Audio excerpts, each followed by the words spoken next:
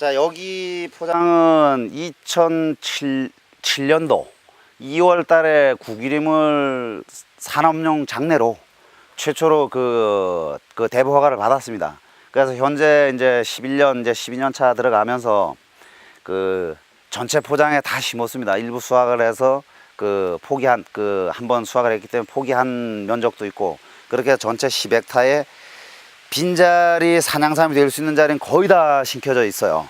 아까 뭐 저 아래도 보셨다시피 요 지금 능선 쪽으로 여기는 잡목들이 그냥 남아 있는데, 풀들이 그냥 남아 있는데, 여긴 산양삼을 심어서 될 수가 없는 자리예요. 그래서 이거는 남겨뒀고, 그래 능선 부위는 항상 좌우로 한 5m 정도 심지를 말아야 되는데, 그게 꼭 그렇지는 않아요. 방향에 따라서. 이게 여기는 전체가 남향을 바라다 보고 있습니다. 그럼 이제 이짝 방향은 동남향이 되겠죠. 이 동남향 쪽에도 산양삼은 잘 됩니다. 그러니까 일반 신만이들이 얘기할 때는 북향, 동북향, 서북향에서 산삼이 잘 된다, 삼이 잘 된다, 이렇게 방향 선정을 다 그렇게들 하시는데, 이런 부지라고 한다 그러면 방향이 전혀 관계없습니다. 수종하고 토질이 맞다고 하면 오히려 동향이나 남향이나 동남향 쪽에서 삼은 더 잘 큽니다. 근데 문제가 하나 있어요. 거기 뭔가 하면 북향 쪽에는 습하고 춥기 때문에 설치류 피해가 덜해요. 그래서 산삼의 개체수가 많기 때문에 북향 쪽에서 산삼이 많이 나오신다고 보면 돼요. 근데 우리가 인위적으로 재배를 하는 데에는 쥐관리도 하고 동물관리도 하고 제초작업도 해주고 이렇게 하기 때문에 삼이 빨리 크는 거는 동쪽, 남쪽 뭐 이런 쪽이 오히려 더 잘 크더란 얘기예요. 그래서 산양삼을 기르는 거는 방향보다는 토질과 내가 심고자 하는 산의 수종, 이게 가장 좀 중요하다고 생각하시면 될 것 같아요. 그러니까 이건 육안상으로 나타나지 않습니까? 이 지금 우측현 쪽으로는 이게 이제 서북향 쪽에 가깝거든요. 이거는 동남향 쪽에 가깝고, 이렇게 되는데, 크는 형태로 봤을 때는 오히려 동남향 쪽이 더 잘 커요. 이 서북향 쪽보다는. 이 산의 특성상 바람이, 우리나라에 이제 부는 바람이 이제 봄, 여름, 가을, 겨울 이제 바람 방향이 다 틀리잖아요. 그러다 보니까 바람의 영향인 것 같아요. 서북향 쪽으로 가는 것 같은 경우는 가을철부터 북태평양 고기압 때문에 불어오는 바람 때문에 북쪽에서 남쪽 방향으로 바람이 불기 때문에 북쪽에 있는 낙엽을 전부 바람이 들어다갔다가 남쪽이나 동쪽 방향에다 갖다 낙엽을 쌓아놔버려요. 근데 거기서 썩어서 부엽토가 생기니까 토질이 좋을 수밖에 없고, 낙엽이 항상 계속 겨우내 계속 날려가니까 낙엽에 떨어진 양이 적기 때문에 썩는 양도 적으니까 부엽토층이 낮아요. 그러다 보면 상대적으로 똑같은 토질이라 하더라도 삼이 필요로 한 양분이 동쪽이나 남쪽보다는 부족하다는 얘기죠. 그래서 현저하게 생육 상태가 차이가 나거든요. 그래서 제가 24년 동안 농사를 져 보니까 그런 차이가 있습니다. 그래서 부지 선정을 할 때 상당히 그 부분이 중요합니다. 그래서 부지 선정하는 데 대해서 잠깐 말씀을 드리면, 일단은 산양삼의 성공을 좌우하는 게 가장 첫 번째 요인이 부지 선정입니다. 부지 선정이 잘못되게 되면 그 농사 망하는 거예요. 그 다음에 두 번째, 우량한 종자를 구입을 해서 심어야 돼요.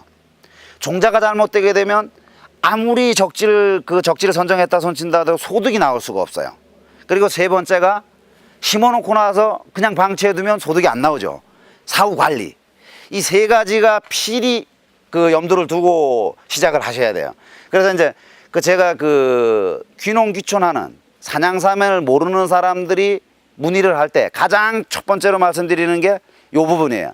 자, 처음부터 전업으로 갈 것이냐 부업으로 갈 것이냐, 이거를 선택해서 목표를 정확히 세우셔야 돼요. 내가 돈이 많고 그거 하니까 내가 남이 심어놓은 거라도 사다가 심어서 돈을 투자해서 그 사람하고 똑같은 연군으로 가겠노라고 하는 사람이 있다고 한다 그러면, 돈을 많이 투자하면 처음부터 갈 수가 있어요. 먼저 시작했던 사람들하고 같이 어깨를 나란히 갈 수가 있는데, 이게 다른 작목하고 틀려서 장기 작목이다 보니까 최소한 5년에서 7년을 기다려야지만 시장에 내놓을 수가 있는데, 5년에서 7년 동안 계속 투자를 해야 된다는 얘기예요. 그렇게 하다 보니 1년에 1,200만 원, 1,2천만 원 투자해가지고는 전업으로 갈 수가 없고, 최소한 그래도 5천 이상은 투자를 해야만 전업으로 갈 수가 있는데, 그럼 7년 동안 한번 계산을 해보세요. 5년 동안 계산한다고 2억 5천이에요. 그럼 2억 5천을 여기서 산에다가 투자를 해놓고 돈 나올 때까지 기다릴 수 있는 인내심을 가진 농민이 과연 몇 사람이나 될까? 그러니까 처음에 시작하는 거는 내가 자본력이 부족하다고 한다 이러면 부업으로 하세요. 내 능력에 맞게 100만 원이든 200만 원이든 1000만 원이든 일단 투자를 해서 하세요. 그러면 5년 정도 지속적으로 그 적금 든다 생각하고 투자를 하시게 되면, 예를 들어 1000만 원 투자했다는 5년 동안 5천만 원 투자됐잖아요. 그럼 5년 후에 거기서 소득이 나오기 시작하면, 산양삼은 이 심는 게 1000만 원을 투자하면 1억 벌라고 하는 거거든요. 제 목표는 그렇습니다. 10% 잡거든요. 그러니까 10배 잡는 거예요. 그러면 그게 10배가 안 나오고 1000만 원을 투자한 게 5년 후에 가서 5배만 나온다 하더라도 1000만 원 중에 5천만 원 나오잖아요. 뭐 2천만 원이 나오던, 내 투자한 1000만 원, 최초의 1000만 원을 제한 나머지 1000만 원은 무조건 재투자하셔야 돼요, 산에다가. 그래야만 10년 후에 전업농으로 갈 수가 있지. 1000만 원 투자한 거 2천만 원 나온다고 해갖고 2천만 원 다 써버리고 재투자를 안 하게 되면 전업으로 갈 수가 없어요. 항상 그 새로 시작하는 그런 형태가 돼버리고 마는 거예요. 그리고 우리나라 지금 전체 산양삼 농가들이 수천 농가가 되는데, 전업용으로 가는 농가들이 과연 몇 프로나 되는지 제가 뭐 조사는 안 해봤으나 그리 많지 않은 걸로 알고 있어요. 전업용으로 가려 그러면 최소한 내가 심어놓고 있는 포지가 6만 평은 넘어서야 돼. 20헥타가 넘어서야만 거기서 가족들이 먹고 살고 내 자식들 교육시키고 이렇게 될 정도의 소득을 볼 수가 있는데요. 그래서 처음에 그 계획을 잘 세워라. 전업으로 할 거냐, 부업으로 병행할 거냐. 그 다음에 이제 부지 선정에 들어가서 가장 그 부지 선정을 하는데 중요한 요건 중에 하나가, 민원 소재가 발생하지 않는 지역, 접근성이 좋은 지역. 이게 왜 중요한가 하면요, 여기다가 5년이고 10년이고 길러놓고 난 다음에 민원이 발생을 하게 되면 진짜 머리 아프거든요. 이거 전체 호드로 따로 옮길 수도 없고, 돈은 잔뜩 투자를 해놨는데, 아까 말씀드렸지만 1000만 원 투자에 5천만 원 투자해놨는데 그걸 다른 데로 옮길 수도 없잖아요. 옮기는 비용, 또 옮겨놓고 나서 사후에 그 산양삼에 스트레스 받아서 그 옮겨 심은 게 문제가 생기는 부분, 이런 문제가 발생하기 때문에 민원 소재가 발생하지 않는 부분을 일단 부지를 선택을 하셔야 됩니다. 그 민원 소재가 발생하는 부분의 하나가, 산에다가 쥐약을 놓기 때문에 수질 오염이 되고 이렇게 돼서 우리는 피해를 받는다, 이렇게 민원 사례가, 이 포장도 발생했던 사례가 있습니다. 그래서 그분들한테 뭐라고 말씀을 드리는가 하면, 논밭에서는 1년에 비료 개분 뿌려가면 약을 그렇게 많이 쳐서 그거 하는 물 우리 취수장에서 받아 먹는데, 그건 아무 말 안 하면서 산에다가 1년에 2회 내지 3회 그 침출수가 안 나오게끔 캡을 씌워서 이런 돌 밑에다가 그런 데다 쥐약을 놓는 거, 그게 수질이 오염된다고 얘기를 하는 부분에 나는 거기에 수긍을 할 수가 없다. 그렇다 그러면 논밭에도 약 치지 말고 비료 치지 말고 농사 져라. 그럼 나도 쥐약 안 놓게. 이렇게 해서 민원 소재를 해소한 그 사례가 있습니다. 그 다음에 제가 조금 전에 올라오시면서 봤지만 차량으로 산포 중간까지 올라오잖아요. 그렇게 되니까 접근성이 좋아야만 도둑 관리라든가 산포 관리가 편합니다. 그리고 인원을, 일용직을 쓸 때 1시간, 2시간씩 걸어서 여기까지 올라온다고 한다 그러면 내려갈 때도 1시간은 걸어야 내려가거든요. 이제 걸어 올라올 때는 2시간 걸린다고 한다 그러면 3시간을 일을 도로에서 그냥 보내야 된다는 얘기예요. 일도 못 시키면서 일당을 줘야 된다는 얘기가 나와요. 그렇게 되다 보니까 일용직의 효율성 있게 활용을 하려고 그러면 산포 중간까지 가급적이면 그 사람을 싣고 차량으로 올 수가 있는 요런 접근성이 좋은 자리를 선택하는 게 가장 좋고요. 그 다음에 이제 또 가장 중요한 게 두 가지가, 이제 어느 게 먼저냐 나중이냐 이제 따지기 이전에, 그 다음에 또 같은 맥락에 1번에 들어갈 수도 있는, 내가 선정한 부지의 토질과 수종. 지금 여기 보시다시피 여기에는 거의 원시림 형태예요. 여기 지금 참나무들이 군락지인데 지금 하나씩 넘는 건 다 100여 년 이상 됐다고 봐야 되거든요. 원시림 형태거든요. 이런 자리면 부합도층이 깊을 수밖에 없잖아요. 나무가 저렇게 크면서 100년 동안 낙엽을 떨어뜨려 썩였으니까. 그래, 이런 포지를 선택을 하게 되면 상당히 좋은데, 지금 대다수의 포지를 보게 되면 이론상으로 나와 있는 거는 침엽수가 30%, 활엽수가 70%, 이렇게 혼유림이 가장 좋다고 되어 있습니다. 근데 이 포지들을 가보면 그렇게 딱 맞는 포지들이 극히 힘들어요. 그러다 보니까 침엽수보다는 활엽수에서 산양삼이 생육 상태가 더 좋기 때문에 침엽수보다 활엽수가 많은 지역을 선택할 수밖에 없습니다. 우리나라 산림 형태상 침엽수가 있는 데는 침엽수만 군락이 이루어져 있고, 또 활엽수인데 활엽수만 군락이 이루어져 있기 때문에 혼유림을 선택하기엔 상당히 좀 어려운 점이 있습니다. 그래서 저는 이제 이 지역의 전부 참나무 군락지, 활렵수 지대입니다. 그리고 이제 그 계곡 쪽으로 들어가게 되면 산삼이 잘 큰다는 그 고르쇠, 그 다음에 그 추자나무, 요런 그 다른 수종의 그 나무들이 좀 있습니다. 그런데 대다수의 이제 그 위로 올라가면 올라갈수록 도토리나무, 이 참나무 군락지가 그 여기는 산재되어 있습니다. 그래서 그런 지역을 선택을 하셔서 그 부지 선정을 하셔야 돼요. 그리고 부지 선정을 할 때도 그 다음에 이제 그 수종하고 토지를 맞는 것 같은데 습도 상황이 어떻게 되느냐, 그걸 봐야 되는데, 여기는 계곡마다 땅 속으로 흐르던 돌 위로 흐르던 지표수가, 지하수가 흐르던 이 수맥이 다 있어요. 그렇게 흘러가거든요. 그래서 수맥이 흘러서 물이 흐르는 데하고 물이 없는 골짜기하고 이 온도 차이를 보게 되면요, 해발이 높으면 높아질수록 틀려지지만 해발이 100m 높아지는데 1토씩 차이가 난다고 합니다. 그런데 똑같은 해발이라 하더라도 계곡에 물이 흐르냐 안 흐르냐에 따라서 2도 차이 나요. 1도에서 2도 차이가 난다고요. 우리가 생각하기에 1도, 2도 아무것도 아닌 것처럼 생각되는데 이 산에서 크는 산양삼은 엄청난 차이가 있습니다. 그러니까 산양삼이 생육하는 가장 그 적합한 그 온도가 연평균 기온이 25도 이상을 올라가게 되면 생육장애를 입게 되어 있거든요. 그러나 평균 기온이 25도 이하로 떨어지는 지역일수록 삼이 그 생육 상태가 좋아지거든요. 순도 오래 가고. 그런 차이가 있기 때문에 계곡에서 흐르는 게 26도 차하고 25도하고 차이가 많잖아요. 그 삼복 중에 초, 중, 말복 사이에 습하거든요. 그때 꼭 그 우기가 오거든요.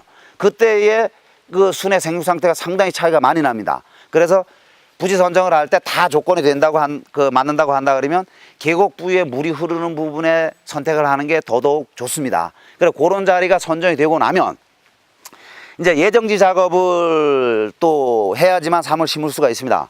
그래, 예정지 작업을 할 때는 저는 2년 전에 미리 작업을 합니다. 이게 지금 보시다시피 산에 경사도가 있고 이렇게 되기 때문에 기계를 들여서 작업을 할 수가 없어요. 그렇게 기계를, 포크레인이나 이런 걸 들여서 작업을 하게 되면 산림법 위반이거든요. 포크레인을 들여서 이 그 산의 경사면을 뒤집거나 할 수가 없어요. 그리고 기계가 들어와서 뒤집게 되게 되면 밑에 생땅 위로 올라오기 때문에 삶에 또 생육장애를 받아요. 그러다 보니까 그 생육장애를 최대한 줄이는 방안이 2년 전에 그 예정 작업을 하라는 게, 지금 저 건너편에 보면 계곡 쪽으로 보게 되면 그 칼자루만 한 요런 이제 잡목들이 많이 있습니다. 그 제거를 다 해줘야 되거든요. 이렇게 큰 나무만 남겨놓고. 그걸 베었을 때 바로 비구하게 되면 땅 속에 있는 뿌리 때문에 작업이 너무 힘들어요. 뿌리가 걸려서 작업이 안 되니까. 그러다 보니까 2년 전에 작업을 해놓게 되면 그 뿌리가 어느 정도 썩어요. 그래서 괭이질을 하게 되면 뿌리가 자동적으로 제거가 되거든요. 그래서 이제 그런 방법으로 그 예정 작업을 2년 전에 하시는 게 좋습니다. 그리고 이제 그 입식 방법 같은 경우에는 처음에 제가 심을 때는 하단부부터 위로 치심었어요. 정상 부위로 치심었었는데 그게 2차적인 문제가 생기니 뭐가 생기는가 하면, 먼저 심어놓은 거를 밟으면서 위로 올라가야 되니까 생육장애를 받아요. 밟은 자리는 클 수가 없으니까. 그러다 보니 그걸 보완을 하기 위해서 저는 위에서부터, 정상 부위서부터 내려 심습니다. 그게 이제 무슨 얘기인가 하면요, 이제 이 포지를 보시게 되면 여기에 산양삼이 이 씨앗을 뿌려놓은 게 요게 지금 2년근이에요. 2년근인데 이게 이렇게 흩어 뿌림을 해놓은 것처럼 빡빡하게 이렇게 그 산양삼들이 나와 있는데, 이게 한 번에 이렇게 다 뿌린 게 아니고요. 위에서 내려 심는 게 왜 심어야 되냐면, 첫 번에 심을 때 위에서부터 내려 심으니까 일용직을 써서 요 제추 작업을 해줘야 되니까, 제추 작업을 할 때 손이 딱 자라가는 거리만큼 요게 4골 정도 들어가면 맞아요. 그게 이제 말로 설명해서는 이제 잘 이해가 안 가시겠지만, 그럼 제가 이제 시연해 보여드리면, 자, 요만큼을 심는데 인원이 몇 사람이 필요한가 하면 요거 우리 한 망이라 그래요.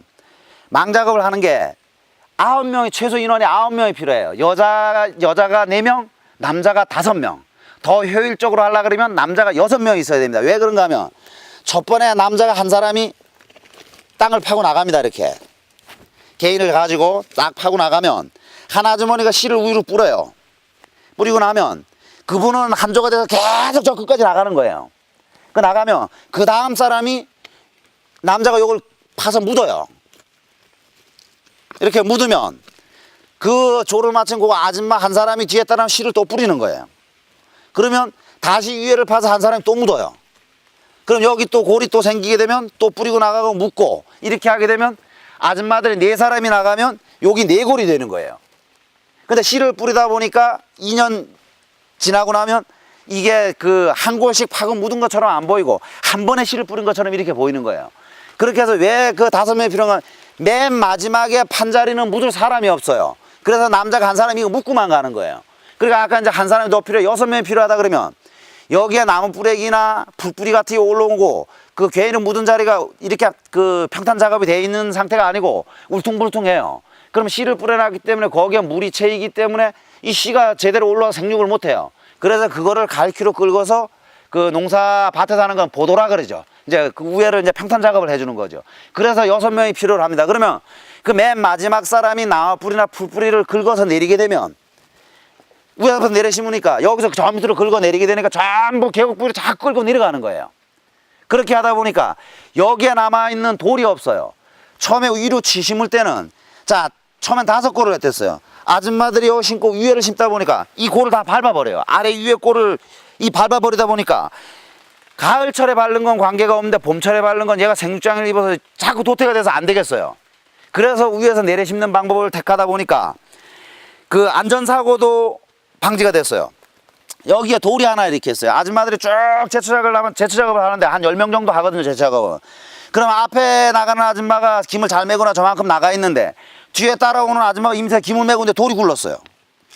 이렇게 돌이 굴러 내려가니까 그 돌 때문에 맞아서 안전사고가 나요. 여기 지금 돌요 그 주먹만한 거 하나 굴러 내려가는 저 아래서 맞게 되면요 무지하게 아프거든요. 잘못하면 그 나이 많으신 분들은 골절상까지 입을 2차적인 안전 문제가 있기 때문에 위에서 내려 심는 게 그 평탄 작업도 되고 2차적인 안전사고도 방지가 되고 땅을 효율성 있게 알뜰히 심을 수가 있어요. 그래 어떤 분들은 또 이렇게 질문을 하셔요.